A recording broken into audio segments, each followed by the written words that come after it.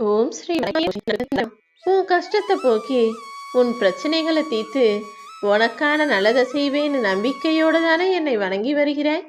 அப்படி உன் நம்பிக்கையை நனவாக்கும் விதமாக, நீ எதிர்பார்த்தபடி உன் தேவைகளை நிறைவேற்றி கொடுக்கும் விதமாகத்தான் என்னுடைய நெற்றியை தொடச் சொன்னேன்.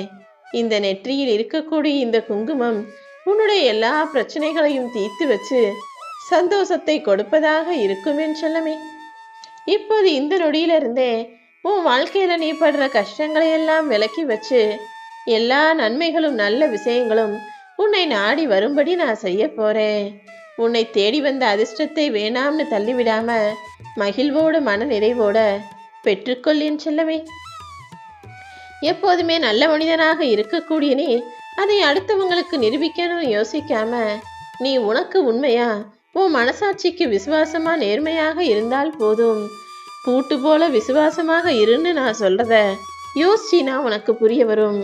பூட்டை துருப்பிடிச்சு உடச்சு கூட எடுக்கலாமே தவிர வேற சாவியை போட்டா அது ஒருபோதும் ஏற்றுக்கொள்ளாது.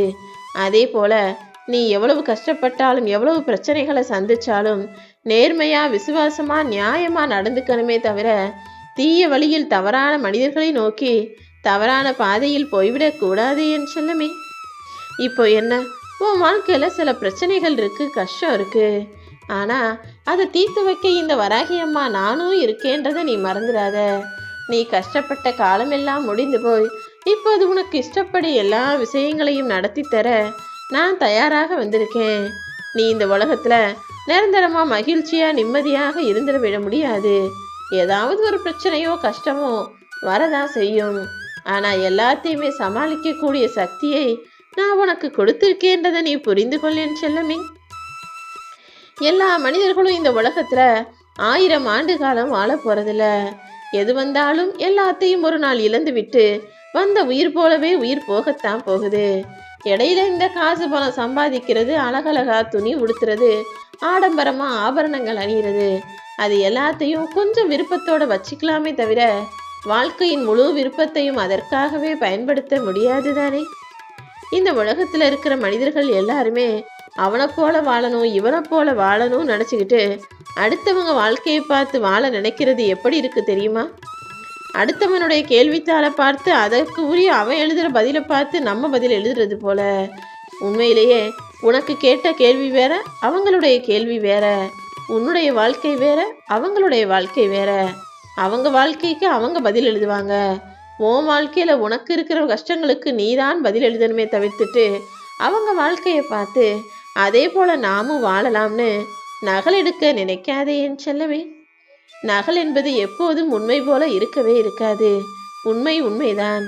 ஒவ்வொருத்தருக்கும் வாழ்க்கையில வெவ்வேறு விதமான வெற்றிகளையும் மகிழ்ச்சிகளையும் நான் எழுதி வச்சிருக்கேன்.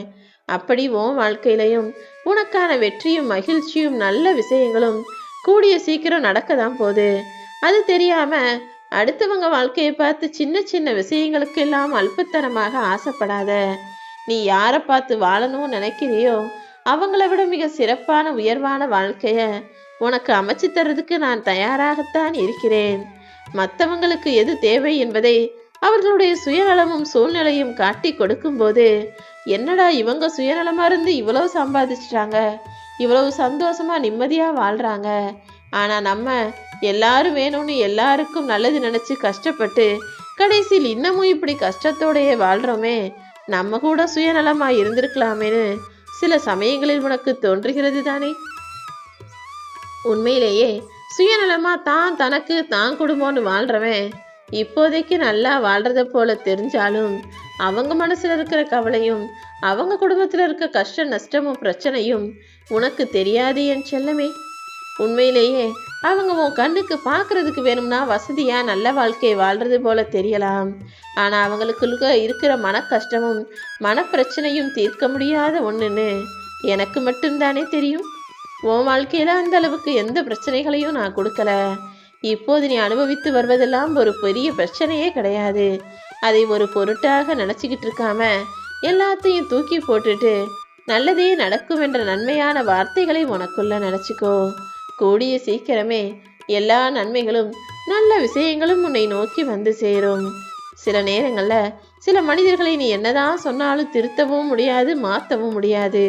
அப்படி நீ சொல்வதை கேட்க மாட்டேன்னு மறுத்து அடம் பிடிப்பவர்களை அப்படியே விட்டுவிடு என் செல்லமே. ஏன்னா சூழ்நிலைகள் அவர்களை நிச்சயமாக மாத்துங்கிற உண்மையை புரிஞ்சுக்கோ.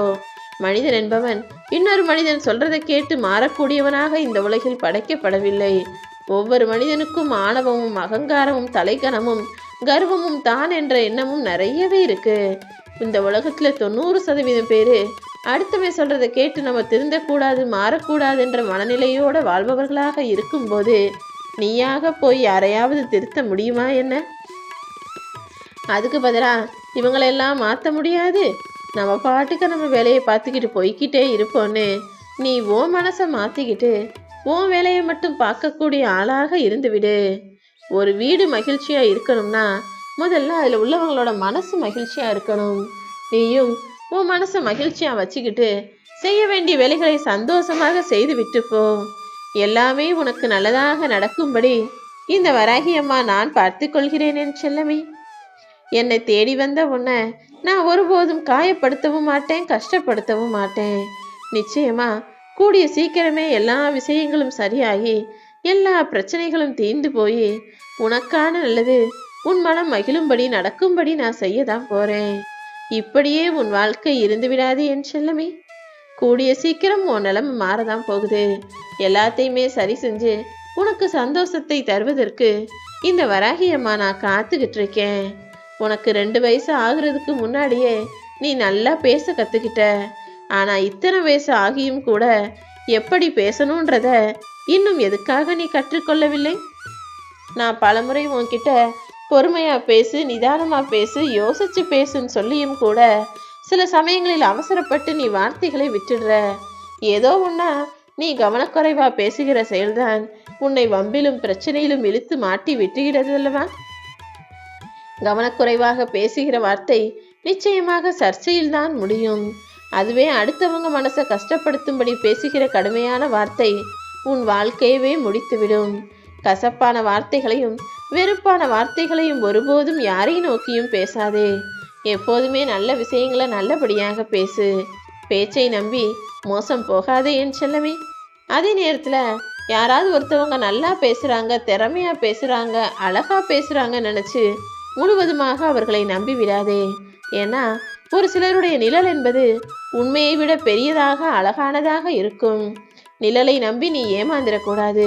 ஒருத்தவங்க நல்லா பேசுறாங்க, அழகா பேசுறாங்கன்னு மதிமயங்கி அவர்கள் மீது நம்பிக்கை வச்சு நீ வாழ்க்கையில கஷ்டப்படக்கூடாதுன்றதுக்காக தான் ஒருவருடைய உண்மைத்தன்மை என்ன, அவங்களுடைய உண்மையான குணம் என்னங்கிறத தெரிஞ்சுக்கிட்டு பேச சொல்றேன், பழக சொல்றேன். ஒப்பனை இல்லாத நேர்மைதான் இங்கு நிராகரிக்கப்படுது. நீ எல்லார்கிட்டையும் உண்மையா இருந்தாலும் ரொம்ப யதார்த்தமா இருக்கனால அதை மனிதர்கள் ஏற்றுக்கொள்ள மறுக்கிறார்கள். ஆனா பொய்யாய் பேசுகிறவர்கள் அலங்கரிக்கப்பட்ட பொய்யை பேசுவதனால் அது ரொம்ப அழகா இருக்கு, எல்லாரும் அவங்களுக்கு மரியாதை கொடுக்கறாங்க. ஆனா இது நீண்ட காலம் நிலைக்காது என் தங்கமே. உன் வாழ்க்கையில உண்மைக்கு தான் நான் மிகப்பெரிய இடத்தை கொடுத்து வச்சிருக்கேன். இத்தனை நாள் நீ வாழ்க்கையில எவ்வளவோ கஷ்டங்களை கடந்து வந்துட்ட. இப்போது கொஞ்சம் நீ திரும்பி பார்த்தீனா பல பேருக்காக நீ பயன்பட்டிருப்ப. பல பேரு அவங்களுடைய தேவைக்காக உன்னை உபயோகப்படுத்தி கொண்டார்கள் என்பதும் இப்போது உனக்கு யாருமே உதவவில்லை என்பதும் உனக்கு நன்றாக புரிய வருகிறது தானே. இங்க மனிதர்கள் எல்லாருமே அப்படிப்பட்டவங்க தான். நீ தான் கொஞ்சம் உன் வாழ்க்கையில கவனமா தெளிவா சிறப்பா சிந்தனை செஞ்சு புரிஞ்சு நடந்துக்கணும். இப்போது உனக்கு துணையாக இந்த வராகி அம்மா நானும் வந்து விட்டேன் அல்லவா? இனி உன் வாழ்க்கை கூடிய சீக்கிரம் அழகாக மாறப்போகுது.